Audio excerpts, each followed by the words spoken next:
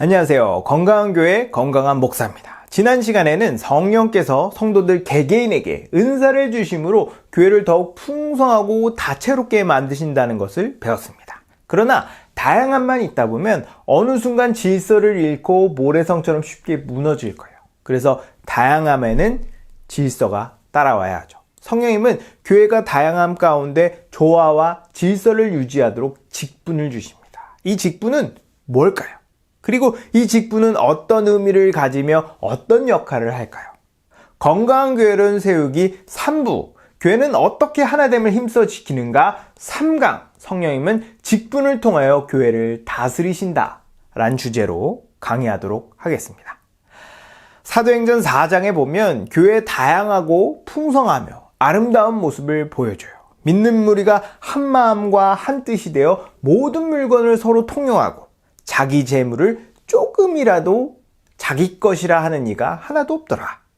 초대교회를 믿는 무리가 한 마음과 한 뜻이 되어 은사를 가지고 서로를 섬겼습니다. 그 결과 교회 안에 가난한 자가 없었다고 성경은 말하죠. 그만큼 교회 안에 모든 성도들이 풍요로움을 경험했습니다. 근데 곧바로 5장으로 넘어가면 아나니아와 삽비라가 나와요. 그들은 가만히 들어온 거짓 신자였습니다. 이때 성령께서 베드로에게 그 사실을 알려주시고 그들이 교회를 거짓과 교만으로 물들지 못하도록 막아요. 이 모습을 보고 사람들은 더욱 하나님을 두려워하고 교회는 더욱 능력 있게 복음을 전하죠. 그리고 6장 1절을 보면 그때의 제자가 더 많아졌는데 헬라파 유대인들이 자기의 과부들이 매일의 구제에 빠짐으로 히브리파 사람을 원망했다고 말합니다. 즉 사람이 많아지자 여기저기서 과부하가 생기는 거죠. 그 당시 사도들은 교회 안에서 공적인 업무를 맡고 있었어요. 사도를 중심으로 교회가 조직되고 질서를 유지했었는데 이제는 사도들만으로 버거웠던 겁니다. 그래서 사도들은 우리가 하나님의 말씀을 제쳐놓고 구제하는 것이 마땅하지 않다. 그러니 너희 가운데 성령과 지혜가 충만하여 칭찬받는 사람 7을 택해라. 우리가 이 일을 그들에게 맡기고 우리는 오로지 기도하는 일과 말씀 사역에 힘쓰겠다고 말하죠. 사도들은 성령과 지혜가 충만한 사람 7명에게 안수하고 구제하는 일을 맡깁니다. 이 7명이 오늘날 집사의 시초이죠. 처음에 사도들이 장로와 집사의 역할을 다 하고 있었어요. 그러나 이때를 기점으로 장로와 집사의 역할이 구분되고 각자의 영역에서 질서와 체계를 잡아갑니다. 이렇게 집사를 세우자 성경은 하나님의 말씀이 점점 왕성하여 예루살렘에 있는 제자의 수가 더 심히 많아지고 허다한 제사장의 무리도 이도에 복종하니라고 말하죠. 성령님은 성도들 각자에게 은사를 주시고 이를 통해 교회가 다양하고 풍성하며 풍요롭게 만드세요. 그러나 질서와 체계가 잡혀있지 않으면 통제가 안 됩니다. 그래서 성령님은 질서와 체계를 잡기 위해 직분자를 세우시죠. 성경에 나온 직분은 크게 두 가지가 있어요. 장로와 집사. 장로는 때론 감독으로 불리기도 하는데 오늘날 목사님과 장로님이 그 직분입니다. 많은 사람들이 직분에 대해 잘못된 생각을 가지고 있어요. 그중 하나는 신학연수가 차고 열심히 하면 직분자가 되는 걸로 알고 있습니다. 형제님, 신앙생활 하신 지 얼마나 됐죠? 집사 하실 때 됐네. 또 다른 하나는 직급처럼 점점 승진하는 걸로 알고 있어요. 집사님, 계속 집사만 하실 거예요? 이번에 장로 되셔야죠. 이런 식으로 직분을 생각하는 교회가 정말 많습니다. 그러나 직분은 이렇게 신학연수가 찼다고 되는 것도 아니고 한 단계 한 단계 올라가는 승진도 아니에요. 집사와 장로는 각자의 역할이 다를 뿐만 아니라 그렇게 쉽게 세우는 직분이 아닙니다. 직분은 교회의 질서와 체계를 세워요. 그러기 위해 예수 그리스도로부터 신적인 권위를 위임받습니다. 그러니 절대 아무나 세워져서는 안 되죠.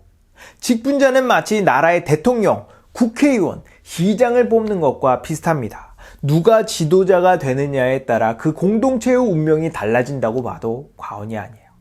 우리나라뿐 아니라 모든 나라들이 지도자 한 사람 때문에 망하기도 하고 흥하기도 하죠. 교회도 마찬가지입니다. 얼마나 많은 교회가 영적인 지도자를 잘못 세워서 교회가 무너졌나요? 이 얘기만 해도 24시간이 모자랍니다. 그만큼 직분자를 세우는 것은 교회의 근간이 흔들릴 정도로 중요한 문제예요. 많은 사람들이 집사와 장로가 얼마나 중요하며 구체적으로 어떤 역할을 하는지 잘 모릅니다. 집사와 장로는 담당하고 있는 역할이 달라요. 장로는 교회의 영적인 관리를 하는 직분입니다. 반면에 집사는 물질적인 관리를 하는 직분이죠. 그렇기 때문에 집사라고 장로가 되는 것도 아니고 집사가 아니라고 장로가 못 되는 것도 아니에요. 집사와 장로의 역할은 다음 영상에서 구체적으로 다루도록 하겠습니다. 아무튼 중요한 건 교회가 성경적으로 세워지기 위해서 직분이 결정적인 역할을 한다는 겁니다. 그렇기 때문에 모든 성도들은 이 직분자를 세우는데 모든 촉각을 곤두세워야 돼요. 그럼 어떤 사람이 직분자가 되어야 할까요? 디모데전서에 보면 이 직분자를 뽑는 조건에 대해서 아주 깐깐하게 얘기합니다. 감독은 책망할 것이 없으며 한 아내의 남편이 되며 절제하며 신중하며 단정하며 나그네를 대접하며 가르치길 잘하며 술을 즐기지 아니하며 구타하지 아니하며 오직 관용하며 다투지 아니하며 돈을 사랑하지 아니하며 자기 집을 잘 다스려 자녀들로 모든 공손함으로 복종하게 하는 자라야 할지며 또한 외인에게서도 선한 증거를 얻은 자라야 할지니 라고 말하죠. 참 많죠. 집사에 대해서는 어떻게 말할까요? 이와 같이 집사들도 정중하고 일구이연하지 아니하고 술에 임박히지 아니하고 더러운 일을 탐하지 아니하고 깨끗한 양심에 믿음의 비밀을 가진 자라야 한다 라고 말합니다. 한마디로 내 인생, 내 목숨, 내 영생을 맡길 수 있을 만한 사람을 세워야 한다는 겁니다. 이 사람에게 내 목숨을 맡길 수 있을 정도로 신중하게 세워야 돼요. 우린 보험을 하나 들더라도 깐깐하게 약관을 따져보고 투자를 하더라도 철저하게 투자처를 조사하잖아요. 근데 내 목숨을 책임지는 직분자에 대해서는 왜 이렇게 무심합니까? 물론 직분은 예수님께서 세우세요. 그러나 예수님은 교회에게 직분자를 선출하고 그들의 자질을 검증하게 합니다. 직분자는 하늘에서 뚝 떨어지는 게 아니에요. 충분히 옆에서 지켜보고 충분한 자질이 있는지 검증한 후에 아주 신중하게 세워야죠. 그렇기 때문에 직분자 한 사람을 세우는데 시간과 노력과 신경이 많이 들어갑니다. 직분자는 세워지기 전에 먼저 그 사람의 은사에서 그 두각을 드러내요. 집사는 교회에서 물질적으로 섬기는 직분이죠. 누가 보더라도 이 사람은 섬김의 아이콘이어야 합니다. 모든 사람들이 이 사람이 섬김의 은사를 가지고 있다는 걸 말하지 않아도 알아야 돼요. 그리고 만약 이 사람이 집사가 된다면 지금보다 더 교회가 풍성해질 것이 머릿속에 그려져야 합니다. 장로는 교회에서 영적으로 섬기는 직분이죠. 그러니 장로가 되기 전에도 누가 보더라도 이 사람은 말씀에 대해 해박한 지식을 가지고 있어야 하고 말씀을 성경적으로 알기 쉽게 잘 풀어서 설명할 줄 아는 사람이어야 합니다. 교회 안에 모든 성도들이 이 사람이 장로가 된다면 교회가 하나님의 말씀으로 풍성해지는 것이 머릿속에 그려져야 하죠. 근데 안타깝게도 많은 교회가 직분자를 세울 때 이미 자격을 갖춘 사람을 뽑기보다는 직분을 먼저 주고 그런 자격을 갖추길 바라요. 물론 직분을 맡으면 성령께서 그 직분에 맞는 능력을 주시지만 그 전에 어느 정도 필요한 자질을 갖춰야 합니다. 어쨌든 교회에서 자질을 충분히 검증하고 직분자로 세워지면 성령님은 그 직분자에게 필요한 능력을 아낌없이 제공하시죠. 예수님은 직분자에게 그리스도를 대신하여 교회를 지도하고 다스릴 수 있는 권세를 위임하세요. 그렇기 때문에 직분자는 교회를 지도할 권위가 있고 성도들은 그 지도에 따라야 할 의무가 있습니다. 직분자의 권위와 권세는 그 사람에게 나오는 것이 아니에요. 교회의 머리 대신 그리스도로부터 나옵니다. 그렇기 때문에 직분자의 권위와 권세에 도전하고 지도에 따르지 않는 건 그리스도의 머리 되심을 거부하는 거고 교회의 하나됨을 깨는 행위죠. 심각한 죄입니다. 물론 직분자라고 무조건 그 권위가 보장되는 건 아니에요. 그 권위는 말씀에서 나옵니다. 말씀에 입각한 다스림이어야 권위가 유지되는 거예요. 예수님은 교회를 다스리기 위해 직분자를 세우십니다. 그래서 다스림에 대한 책임은 1차적으로 직분자가 져요. 그러니 성도들은 말씀에 정면으로 반하는 것이 아니라면 직분자의 다스림을 믿고 따라야 합니다. 여러분, 예수님은 직분자를 통해서 교회를 세우세요. 어떤 직분자가 교회에 세워지느냐에 따라 교회의 미래가 결정된다고 해도 과언이 아닐 정도로 직분자는 너무 중요합니다.